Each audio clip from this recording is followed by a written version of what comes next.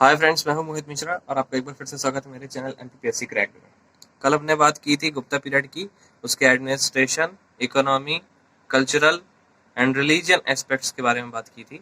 आज आगे बढ़ते हैं और वर्धन डायनेस्टी के बारे में बात करेंगे, जो कि उत्तर गुप्त काल में प्रिवेल्ड थी। उसका टाइम पीरियड आप देख रहे हैं 550 एडी से 647 एडी। वर्धन डायनेस्टी फाउंड की गई थी पुष्यभूति द्वारा। पुष्यभूति गुप्त काल के जो अंतिम राजा थे, उनके सेनापति थे। और पुष्यभूति का बेटा था प्रभाकर वर्धन। प्रभाकर वर्धन एक महान राजा था। उसका बेटा था राज्यवर्धन, और राज्यवर्धन को सिंहासन पाने के लिए बहुत सारी कठिनाइयों का सामना करना पड़ा। उसकी बहन जो थी राजश्री, उसका पति का नाम था ग्रहवर्मन। वो कन्नौज का राजा था। तो ग्रहवर्मन को देवगुप्त, जो कि मालवा का राजा था, और शशांक, जो कि बंगाल का राजा था, उन दोनों ने उसकी हत्या कर दी थी और राजश्री को बंदी बना लिया था। जिससे गुस्से में आकर राज्यवर्धन ने देवगुप्त को मार दिया, लेकिन शशांक ने उसको पीछे से हमला करके उसकी हत्या कर दी, और तब राजश्री जेल से भाग गई थी जंगलों में। फिर राजवर्धन की मौत के बाद उसके छोटे भाई हर्षवर्धन को राजा बनाया गया, जिसका टाइम पीरियड आप देख रहे हैं 606 से 647 एडी। उसे शिलादित्य भी कहा जाता था। वो राजा बना था उसके बाद, और उसने हर्ष युग की शुरुआत की थी। उसके बाद उसने अपनी बहन को भी ढूंढवाया था जंगलों से, और शशांक से अपनी बहन और अपने भाई का बदला लिया, और कन्नौज को अपने साम्राज्य में मिला लिया था और उसको अपनी राजधानी बना लिया था। और बाद में शशांक को मार भी दिया था हर्षवर्धन ने। और उसके बाद हर्षवर्धन ने ध्रुवसेन, जो कि मैत्रक शासक था वल्लभी का, ये वल्लभी साम्राज्य पश्चिम की ओर था, तो हर्षवर्धन ने उसे हराकर उसे अपनी बेटी सौंप दी थी, उसकी शादी कर दी थी उससे,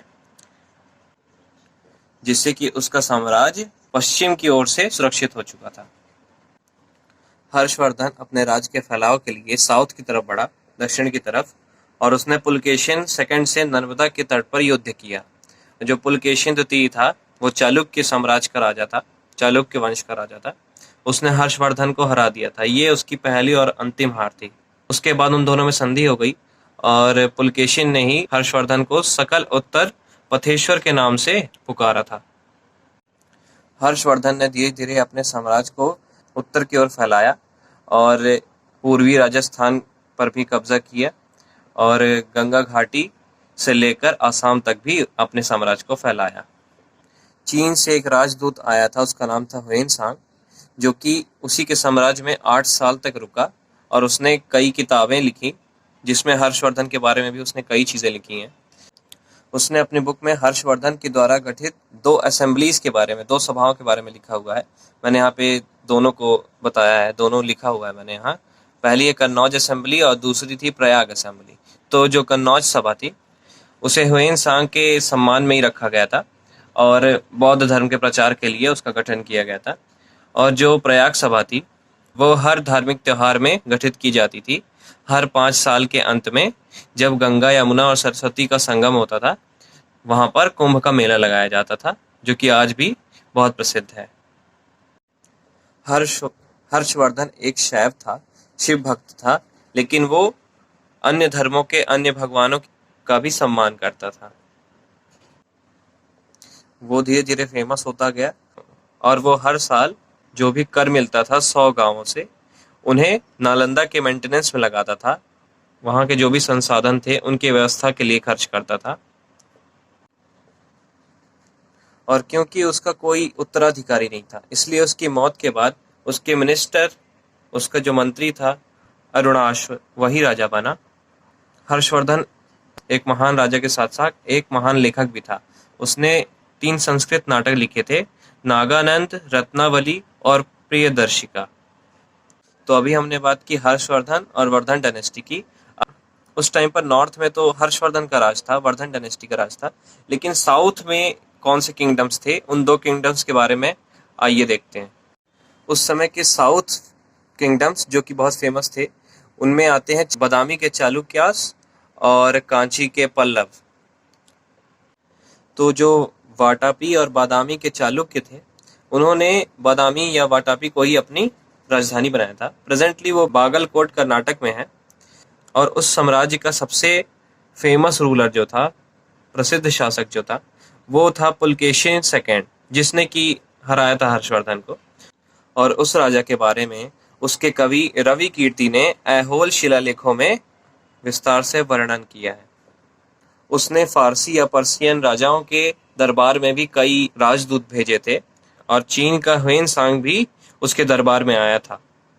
बाद में पल्लव शासक जो नरसिंह वर्मन थे, उन्होंने इसके साम्राज्य पर हमला किया और वाटापी पर कब्जा कर लिया। तभी से इन्हें वाटापी कोंडा भी कहा जाने लगा। चालुक्यास साउथ में अपने आर्किटेक्चर और वसरा स्टाइल के टेम्पल्स और बिल्डिंग्स बनाने के लिए जाने जाते थे। उन्होंने अलग अलग न्यू डिज़ाइन के टेम्पल्स, मंदिर बनवाए थे। ऐहोल शहर में तो उन्होंने 70 मंदिर बनवाए थे, इसीलिए उसे मंदिरों का शहर भी कहा जाता है। आइए अब कांची के पल्लवों की बात करते हैं। तो पल्लवों का कार्यकाल देख रहे हैं आप, 575 से 897 एडी तक था। और उन लोग का जो साम्राज्य था वो थोंडाई मंडल में था। उस समय थोंडाई मंडल में प्रेजेंट डे के तमिलनाडु के कुछ क्षेत्र और आंध्र प्रदेश के कुछ क्षेत्र आते हैं। उस समय उन्होंने अपनी राजधानी कांची को बनाया था। और जो चालुक्य और पल्लव थे, वो दोनों ही चाहते थे कि वो अपना वर्चस्व कृष्णा और तुंगभद्रा के बीच के राज्यों में बना सकें। उस बड़े एरिया में अपना वर्चस्व बनाने के लिए ही दोनों के बीच युद्ध हुआ था, जिसमें बाद में नरसिंह वर्मन ने वाटापी पर कब्जा कर लिया और चालुक्य खत्म हो गए थे। और फिर पल्लवों ने राज किया कई सालों तक।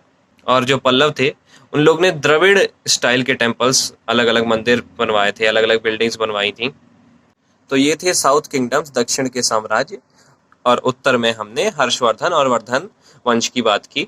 तो आज के लिए बस इतना ही। अब हम कल से मेडिवल हिस्ट्री चालू करेंगे। सो जुड़े रहिए एमपीएससी क्रैक्ड से।